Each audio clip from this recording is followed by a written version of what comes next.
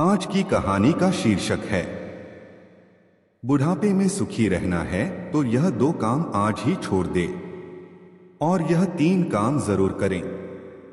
एक गांव में एक बुजुर्ग दंपति रहते थे। उन दोनों में से जो पत्नी थी वह शांत स्वभाव की औरत थी और उसका पति बहुत ही गुस्सैल और चिड़चिड़े स्वभाव वाला व्यक्ति था। वह बुजुर्ग बात बात पर नाराज हो जाता था। उसकी पत्नी उसे समझाती थी कि इस उम्र में इतना गुस्सा ठीक नहीं है, लेकिन वह मानता ही नहीं था। उसकी पत्नी जब खाना बनाती थी तो कभी अगर सब्जी में या रोटी में थोड़ा सा भी नमक तेज या कम हो जाता तो वह थाली को उठाकर फेंक देता था। अगर कोई भी बात उसके मन के मुताबिक नहीं होती तो वह चीखने, चिल्लाने और गाली देने लगता था। हर समय गुस्सा करता था। उस बुजुर्ग के इस व्यवहार से पूरा घर परेशान रहता था। पूरे घर में रोज रोज क्लेश और बात बात पर झगड़ा होता रहता था। घर के सब लोग कबीर पंथी थे। कबीर दास जी के अनुयायी और उनके सत्संगी थे। रोजाना कबीर दास जी के सत्संग में जाते थे, लेकिन वह बुजुर्ग व्यक्ति नहीं जाता था। फिर एक दिन उनके पड़ोस की महिला ने उस बुजुर्ग महिला से कहा कि अपने पति को भी सत्संग में ले जाया करो। हो सकता है कि कबीर दास जी की बात मानकर इनका व्यवहार बदल जाए। फिर उस बुजुर्ग महिला ने कहा, बात तो आपकी ठीक है।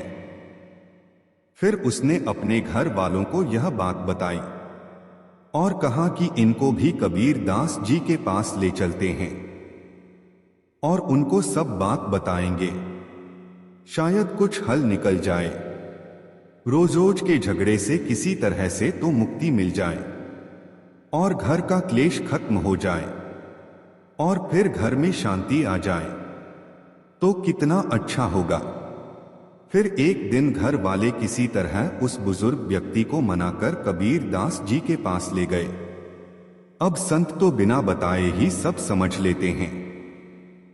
जब वह कबीर दास जी के पास पहुंचे तो उन्होंने समझ लिया कि यह लोग उनके पास क्यों आए हैं। कबीर दास जी ने देखते ही जान लिया कि उनके घर में बहुत अशांति है और हर समय घर में क्लेश रहता है।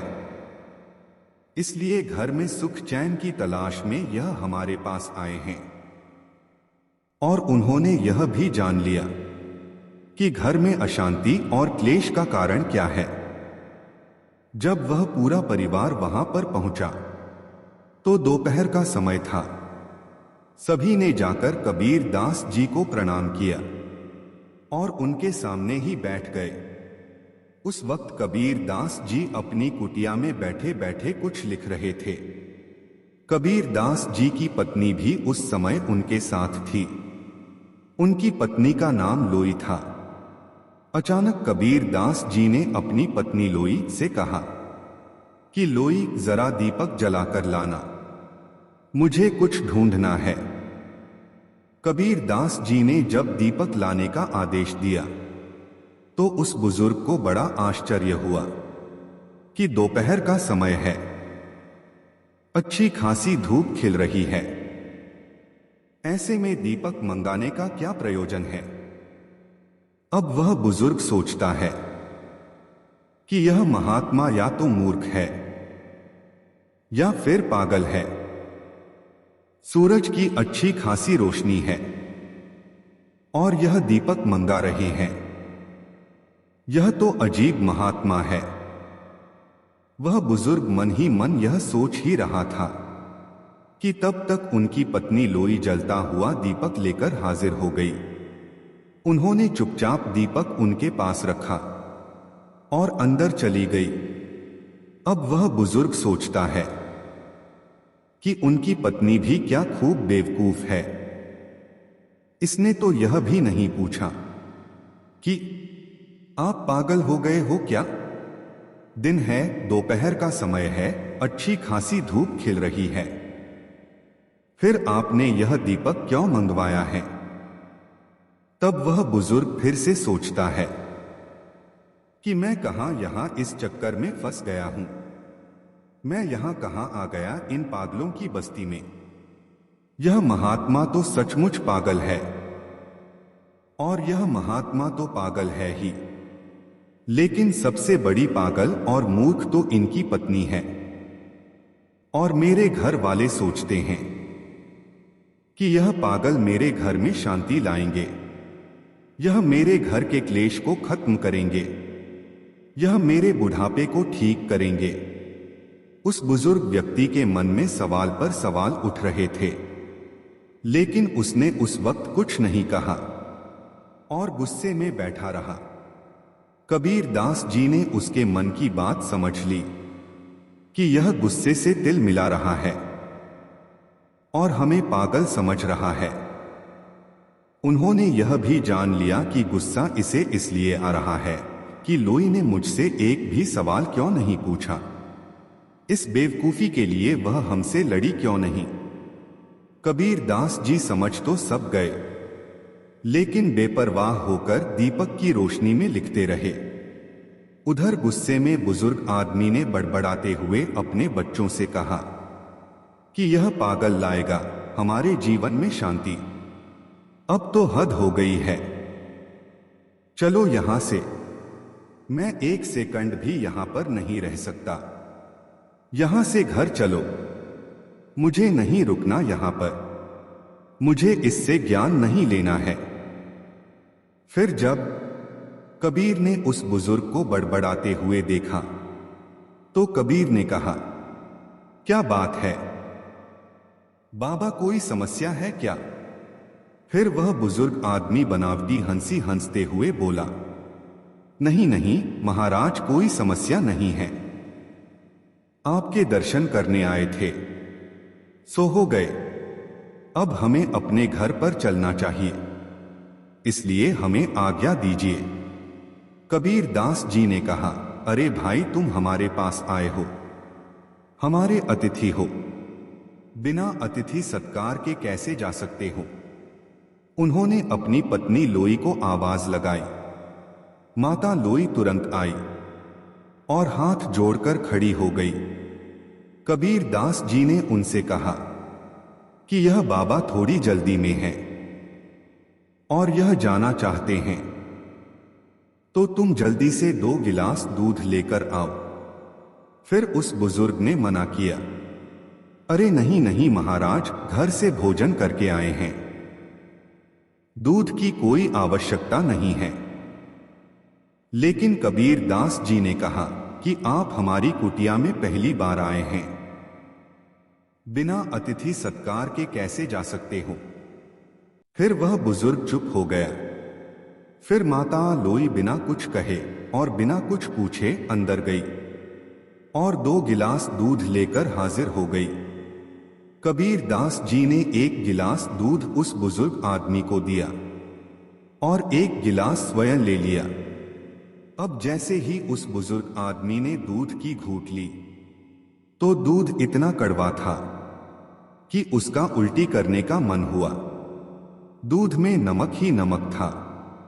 उसका मन हुआ कि दूध को महात्मा के सिर पर फेंक कर मारो, क्योंकि उसका तो रोज का यही काम था। कभी मिर्च ज्यादा लगे तो फेंक दी थाली, कभी नमक ज्यादा लगे तो तुरंत थाली फेंक दी। अब उसने कबीर दास जी की तरफ गुस्से से देखा कि कबीर दास जी तो बहुत ही सहज भाव से उस दूध को पी रहे थे। उनके चेहरे पर जरा भी शिकन नहीं थी। अब उसके तन बदन में यह देखकर आग लग गई कि मेरे घर वाले मुझे यह कहां ले आए हैं। यह कोई संत है? अरे यह तो सचमुच ही कोई पागल इंसान है। अब तो हद हो गई। उसने गिलास को एक तरफ रख दिया और कबीर दास जी से कहने लगा, महाराज अहो भाग्य हमारे जो हमें आपके दर्शन हुए। अब हम चलते हैं।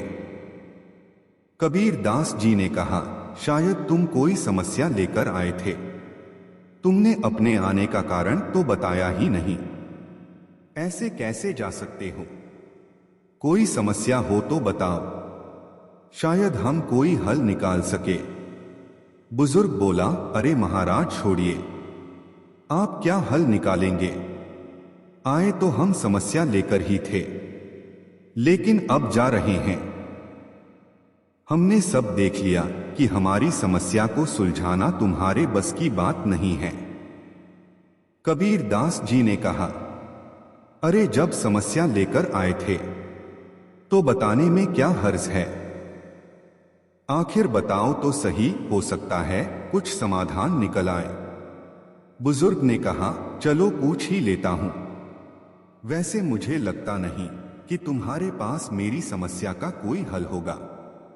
कबीर दास जी ने बार बार पूछा तो उस बुजुर्ग आदमी ने कहा कि सुनो, मेरे घर में कोई भी मेरी इज्जत नहीं करता, मुझे सब हीन दृष्टि से देखते हैं, कोई मेरा कहना नहीं मानता, सब अपनी अपनी कहते रहते हैं।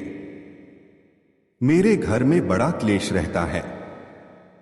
मैं अपने घर में शांति और समृद्धि चाहता हूं, इसलिए आपके पास आया था, लेकिन आपकी मूर्खता देखकर मुझे पक्का विश्वास हो गया कि आपके पास मेरी समस्या का कोई समाधान नहीं हो सकता।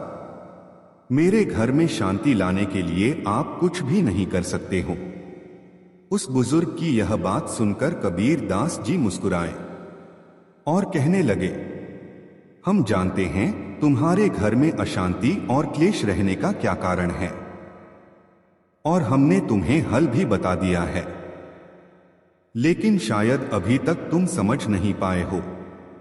जब कबीर दास जी ने ऐसा कहा तो बुजुर्ग आदमी बोला, वाह, कमाल की बात है, आपने हल बता दिया, लेकिन जब से हम आए हैं तब से आपने तो एक शब्द तक नहीं कहा, फिर कैसे हल बता दिया? कबीर दास जी ने कहा, सुनो, याद करो, जब तुम आए थे तब हमने तुम्हारे सामने ही अपनी पत्नी से जलता हुआ दीपक मंगाया था कि नहीं? फिर उस बुजुर्ग ने कहा, हाँ मंगाया था। तो कबीर दास जी ने कहा कि हमारी पत्नी ने तुरंत हमारी आज्ञा का पालन किया और बिना कुछ पूछे और बिना कुछ कहे हमारी आज्ञा का पालन करते हुए जलता हुआ दीपक लेकर आई। उसने यह तक नहीं पूछा कि दोपहर है, ऐसे में दीपक की क्या आवश्यकता है। उसने वही काम किया जो हमने उससे कहा था। कोई सवाल तो नहीं किया, कोई प्रतिकार तो नहीं किया। बुजुर्ग आदमी बोला, हाँ, इसी बात का तो मुझे ताजुब है। कबीर दास जी ने आगे कहा, उसके बाद फिर हमने दूध मंगाया और मैं जानता हूं कि हमारी पत्नी ने शक्कर की जगह दूध में नमक डाल दिया था। दूध बहुत कड़वा था, इतना कड़वा कि तुमसे पिया तक नहीं गया, और तुमने देखा मैं इस कड़वे दूध को चुपचाप प्रेम से पी गया। पता है क्यों? क्योंकि जब हमारी पत्नी ने हमसे दीपक के बारे में कुछ नहीं पूछा तो हम भी कैसे कोई सवाल जवाब कर सकते थे। दीपक लाना और हमारी आज्ञा का पालन करना ही उनका धर्म था, तो हम कैसे पूछ सकते थे कि दूध कड़वा क्यों है। हमने भी अपना धर्म समझा और दूध पी लिया। जिस तरह उन्होंने कोई प्रतिकार नहीं किया, उसी तरह हमने भी कोई प्रतिकार नहीं किया। अब हमारी इस बात से क्या सिद्ध होता है? इससे यह सिद्ध होता है कि पति और पत्नी दोनों को समर्पित रूप से एक दूसरे की बात का सम्मान रखना चाहिए, आपस में प्रेम और विश्वास से रहना चाहिए। मुझे पता है ऐसा तुम नहीं करते हो। कबीर दास जी ने कहा कि ध्यान रखो, गलती सबसे हो जाती है।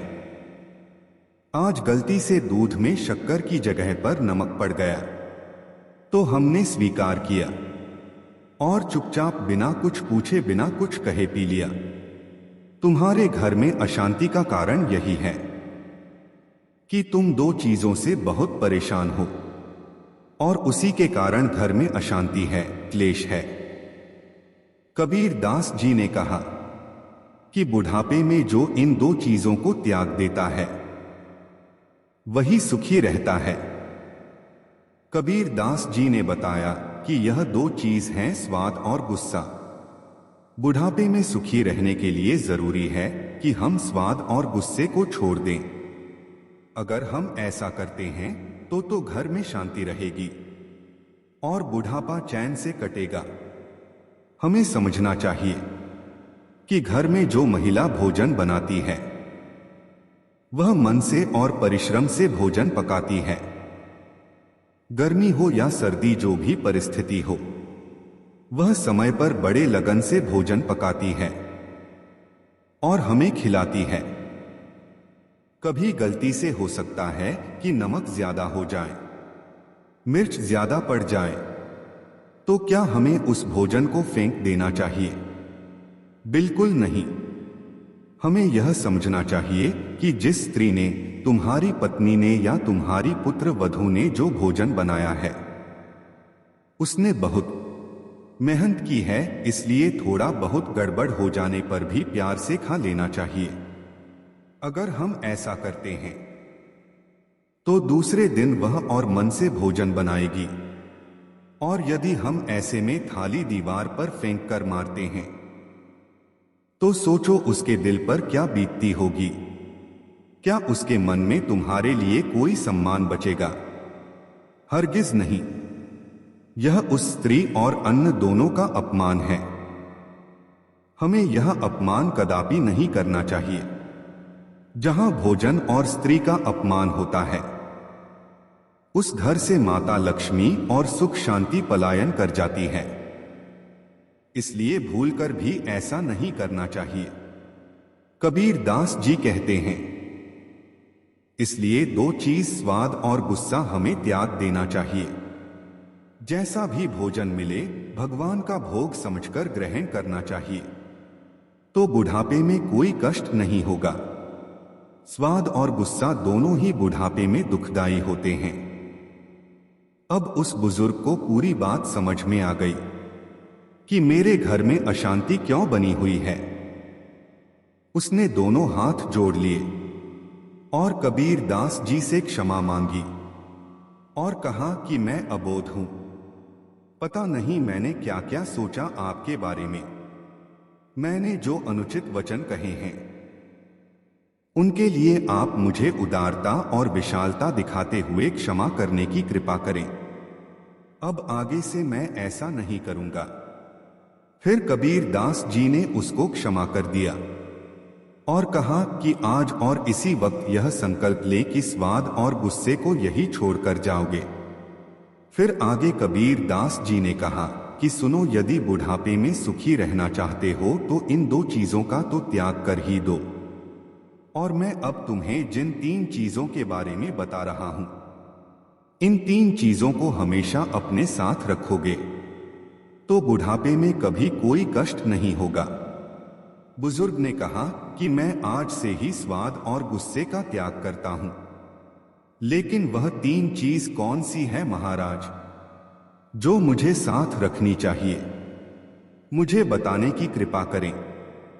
कबीर दास जी ने कहा कि जिनका जीवन अनुशासित होता है सफलता उनके दरवाजे पर दस्तक जरूर देती है। मनुष्य का जीवन तभी सार्थक बनता है जब वह अपने कार्य और जिम्मेदारियां के बीच संतुलन बनाए रखें। बुढ़ापा जीवन का वह पड़ाव है जहां हर व्यक्ति सुख और आराम की जिंदगी जीना चाहता है। इस परिणाम में खुशियां पाने के लिए व्यक्ति को बुढ़ापे तक इन तीन चीजों का साथ नहीं छोड़ना चाहिए। इसे समझना बहुत ही जरूरी है। पहली बात, धन का सदुपयोग। धन ऐसी चीज है जो अपना और पराया के बीच का फर्क समझा देता है। जब तक आपके पास पैसा है, रिश्ते नाते सब जगह आपकी पूछ होगी। लेकिन जब धन का अभाव होता है तो अपने भी साथ छोड़ देते हैं। यह दुख तब और बढ़ जाता है जब व्यक्ति ढलती उम्र में हो। इसलिए महापुरुषों ने कहा है कि धन का सदा सदुपयोग करना चाहिए। पैसों की बचत करेंगे तो बुढ़ापे में आपको किसी के सामने हाथ फैलाने की जरूरत नहीं होगी।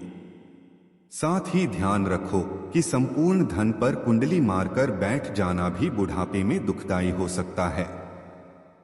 दूसरी बात है अनुशासन। अनुशासन और अभ्यास से ही आत्मविश्वास पैदा होता है।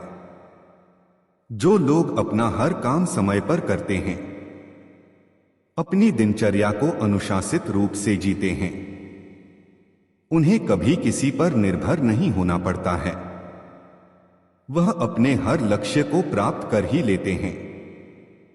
शुरुआत से ही व्यक्ति को अपने काम को सही समय पर व सही तरीके से करने की आदत हो तो उसे बुढ़ापे में तकलीफ नहीं सहनी पड़ती है। समय पर और ऋतु के अनुसार खानपान, सही समय पर सोना, जगन, व्यायाम आदि, वह हर कार्य निश्चित समय पर करना चाहिए जो अच्छी सेहत के लिए बहुत जरूरी है। अनुशासन का साथ कभी नहीं छोड़ना चाहिए। कहते हैं जिनमें अकेले और अनुशासन से चलने की हौसले होते हैं, एक दिन उनके पीछे कई लोग होते हैं। तीसरी बात, मददगार होना। कबीर दास जी कहते हैं, जब व्यक्ति किसी की निस्वार्थ भावना से मदद करता है तो वह जीवन में कभी उदास और परेशान नहीं रहता है। दान और दया ही सबसे बड़ा धर्म है। आपकी आज की मदद आपके कल को संवारती है। कबीर दास जी की बात सुनकर वह बुजुर्ग बुढ़ापे में सुखी रहने का मूल मंत्र सीख चुका था। उसे बड़ी प्रसन्नता हुई और खुशी खुशी अपने घर आ गया। कबीर दास जी की वाणी को उसने अपना आधार बना लिया और थोड़े ही समय बाद उसके घर में सुख शांति आ गई और बुढ़ापा सुख और चैन से गुजरने लगा। दोस्तों, अगर वीडियो पसंद आई हो तो वीडियो को लाइक करें और हमारे चैनल को सब्सक्राइब करें और अपने दोस्तों के साथ शेयर करें। हमारे साथ अंत तक बने रहने के लिए धन्यवाद।